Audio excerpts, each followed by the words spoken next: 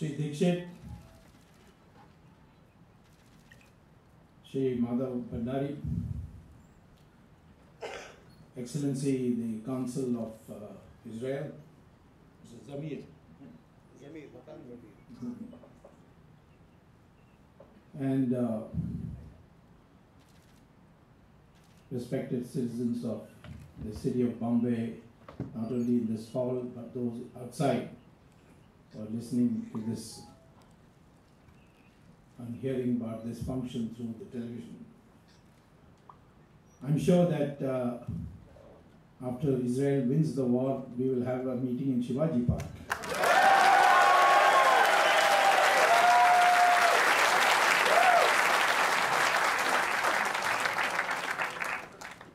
We have called this meeting to express the solidarity of the Indian people with the people of Israel. I want Israel to know that India, the people of India, support Israel no matter what the government of India is.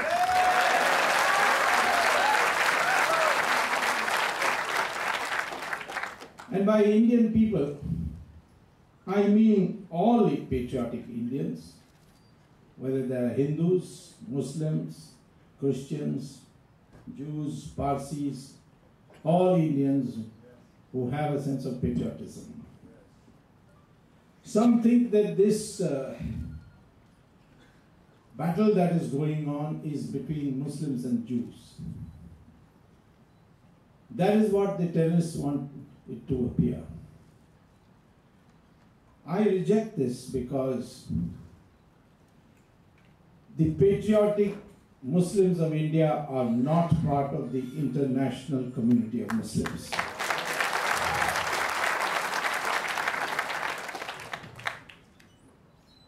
There is no caliphate which can direct the Muslims of India. And therefore I say, what you are witnessing in West Asia today is a struggle between democracy and terrorism, and not between Muslims and Jews.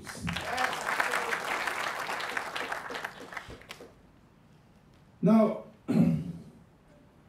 for us, you see, foreign policy of India will be decided on the national interests of India, not on the interests of Hindus, Muslims, Christians, or any other sectional interests.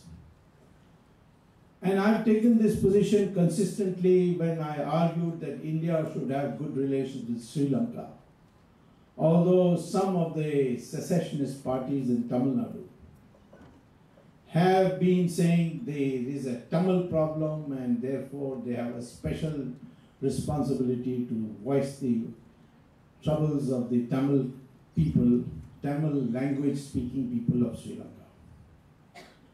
In the elections of 2014, all the extremist Tamil organizations candidates were not only defeated, but they lost their deposit in the elections.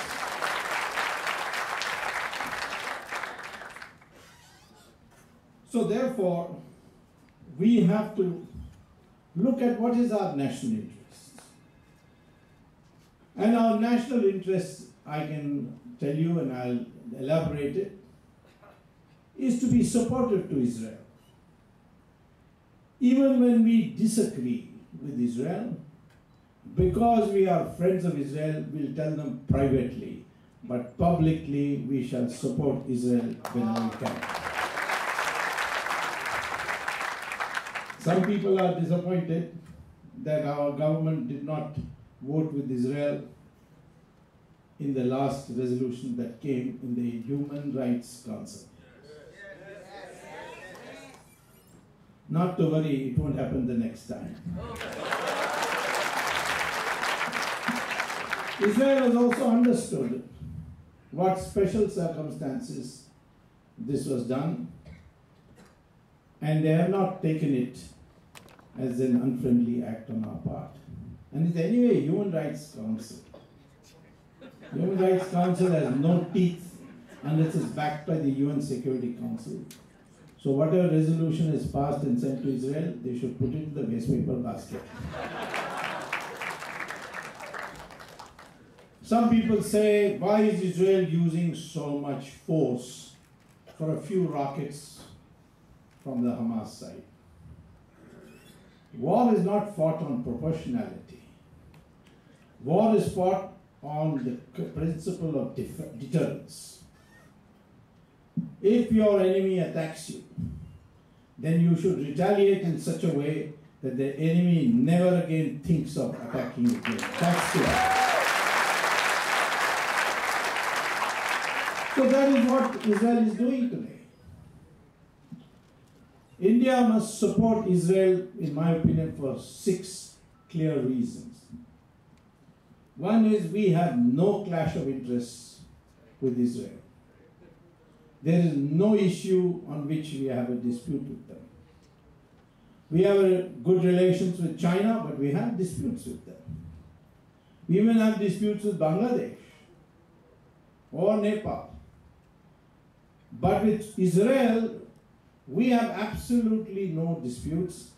And from the Israeli side, right from 1948, they have been supportive of India in every major war. In fact, when the Jews came and took refuge here, the people of India welcomed them and built the synagogues for them, which you can still see in various parts of India, like Cochin and Bombay. The Jews lived here without persecution. And when Israel was founded, the modern state of Israel, Israel is not a new nation, it's an ancient nation. Like India, it's an ancient nation with a modern state. And when it was founded not by the Jews, it was founded by the United Nations. And Israel is a member of the United Nations. And to seek the destruction of Israel is against international law. And therefore I say that when the people of India speak for Israel, they have a record. We did not persecute the Jews, and that's why the Israeli parliament, as soon as the modern nation was reconstituted, passed a resolution saying, thank you India, you're the only country where the Jews were not persecuted.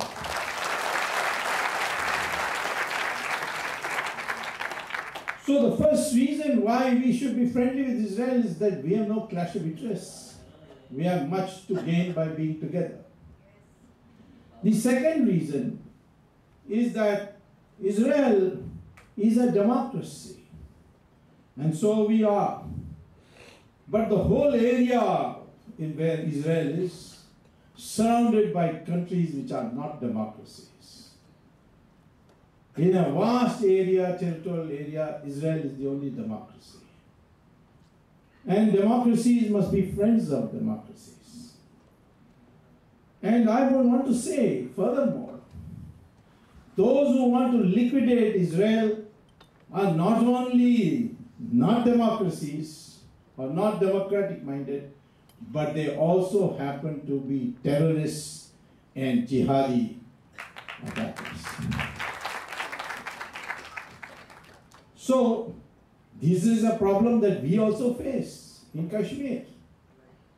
And I want to tell you that whatever it is, while in India we are very happy to interact with the Muslims and the Christians and other religious groups, Hindu is a religion which says all religions lead to God.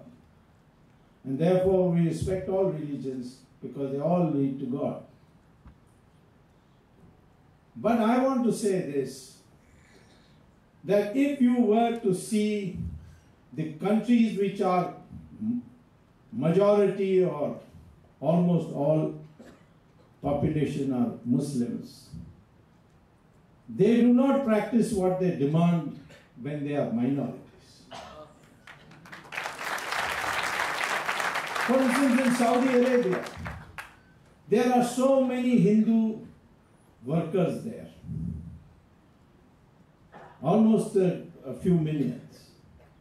But we find that they cannot build temples in Saudi Arabia. They cannot celebrate Diwali in Saudi Arabia.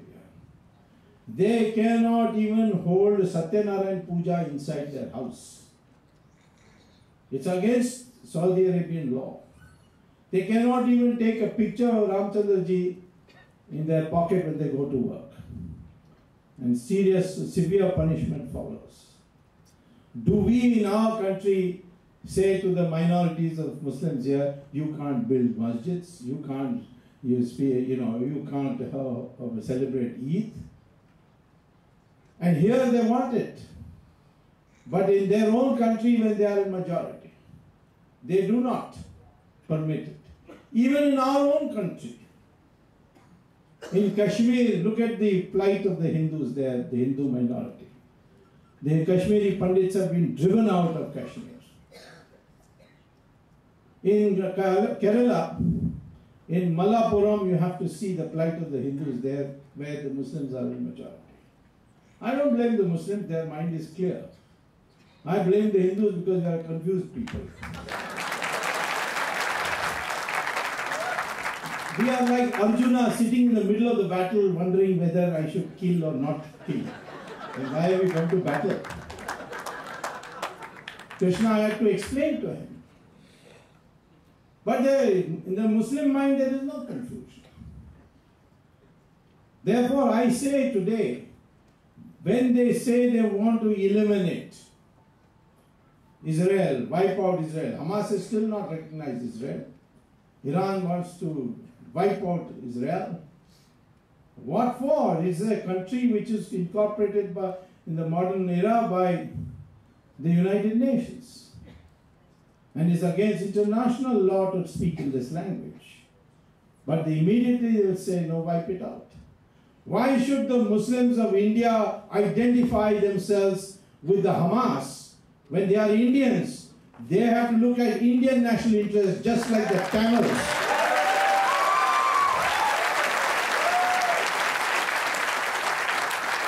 Just as the Tamils have to look at the national interests of India and not the interests of Tamils in Sri Lanka. We may show concern, but that doesn't mean we change our policy. So I would say I expect our Muslims in India that if you are patriotic, you will support what is in the country's interest.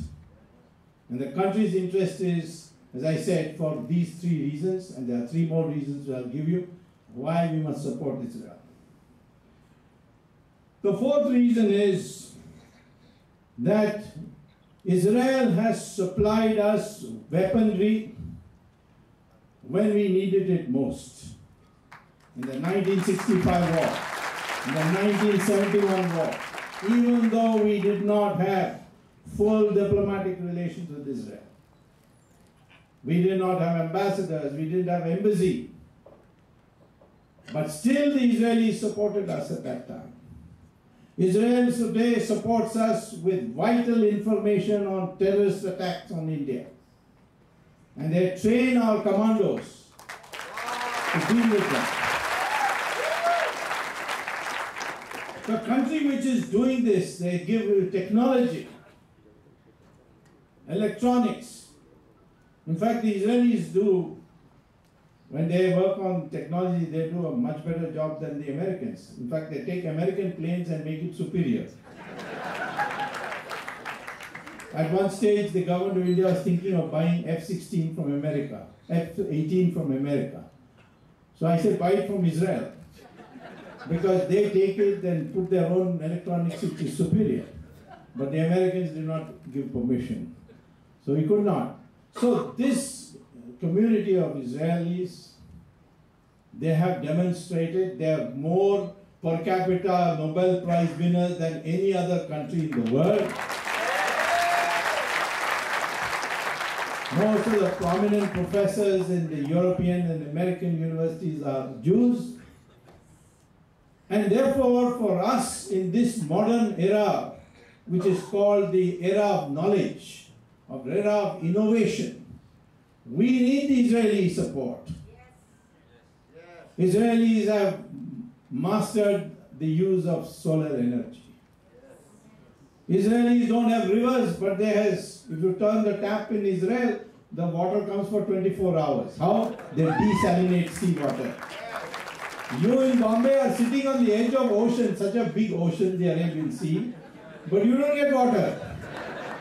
They are in a desert, but they get 24 hours of water because they have invented the technology with the help of solar energy and reverse osmosis. They have produced desalination plants which are able to supply all the water that is needed for Israel. So we need technology. And here is a country which is friendly to you, it has no quarrel with you, there is no clash with you, you're offering technology.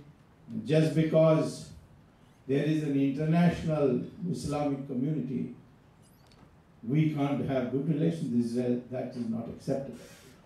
Today, what has happened in Iraq in the name of IS is today an alarming thing, because they have created what is called as a caliphate, which means that all Muslims, wherever they live in whichever country, they have to owe allegiance to the caliph.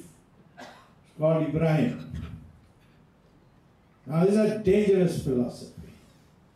They are connected up with Al-Qaeda, they are connected up with Taliban, and Taliban says that India is an incomplete chapter of Islamic history.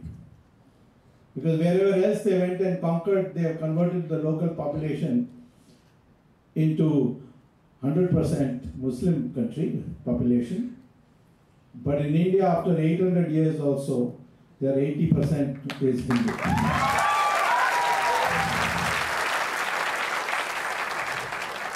The last Caliph, namely Umar, he conquered most of Europe.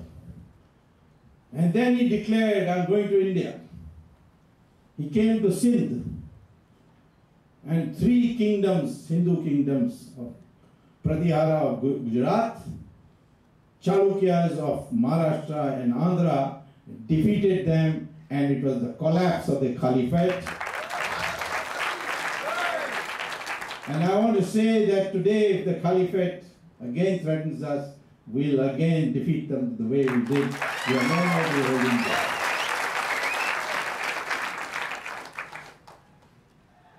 Now, therefore, for these reasons, and the fact that we have had harmonious relations with the Jewish community, we are Jews in our country, we have had inter-religious discussions with the Jews, and in that an important breakthrough took place when the Jewish rabbis accepted that India may have many gods, but it's a manifestation of a single God. And they said, from now on, Jews and Hindus will be together in the religious sphere also.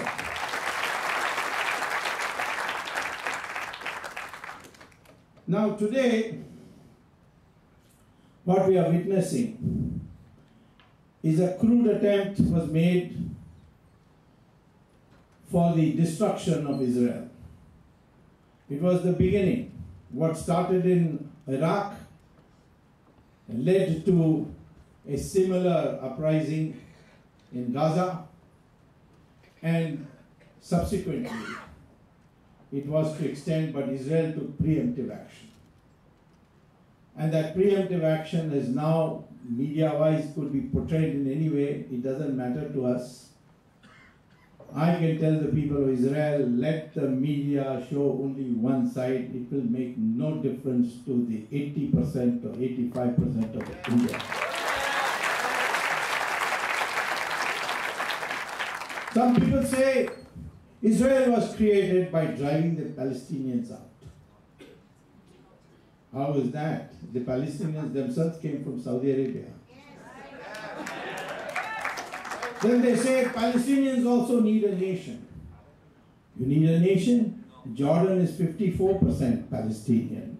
You got a Jordan. Jordan is a Palestinian country.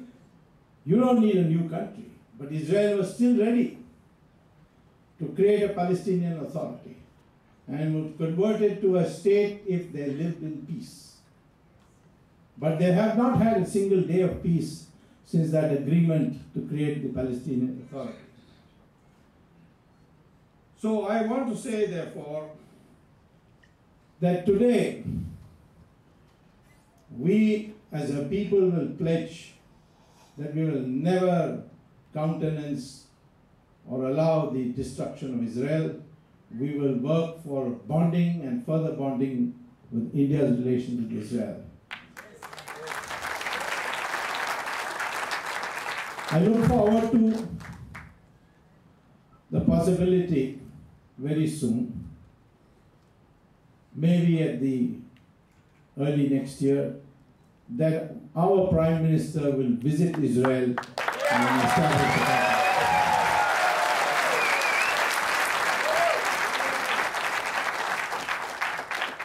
I think it's time, because Israel has technology but limited manpower.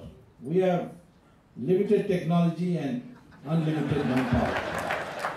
We are natural countries to come together. I was also told in China, where I've spent a lot of time improving relations between India and China, the Chinese also have a good relations with Israel. The Israeli embassy is there. And I think that the time has come to fight, in order to fight Israel, in order to fight for the enemies against the enemies of Israel, we need to bring together countries which face similar problems. And therefore we should look in the perspective of building mutual assistance pact with the Israelis. India and Israel should have a mutual assistance pact to help each other whenever necessary. Israel never need to fear that we are only 8 million or 7 million. And the Arabs are 150 million surrounding them.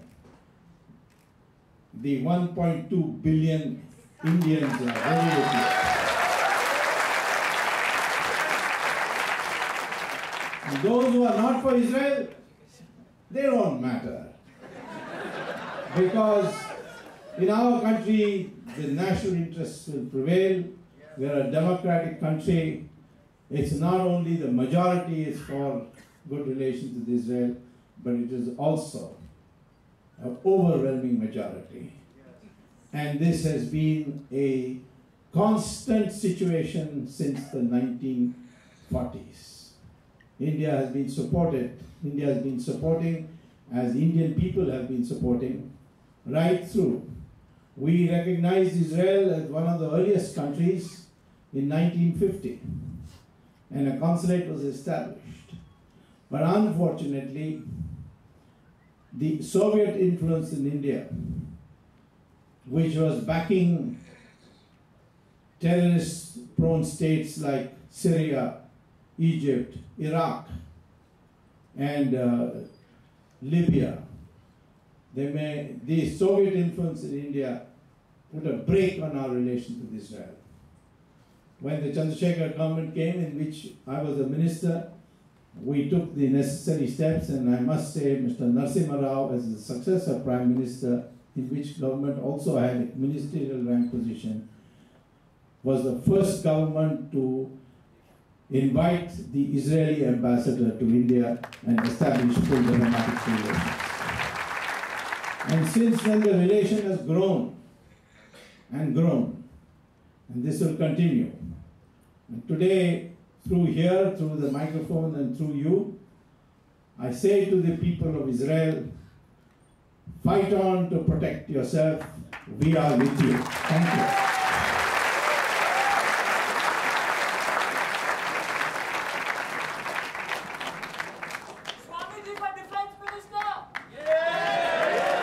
Thank you, Dr. Swamy, for that enlightening speech. I would just want to inform you that we have, as you entered, perhaps you may have noticed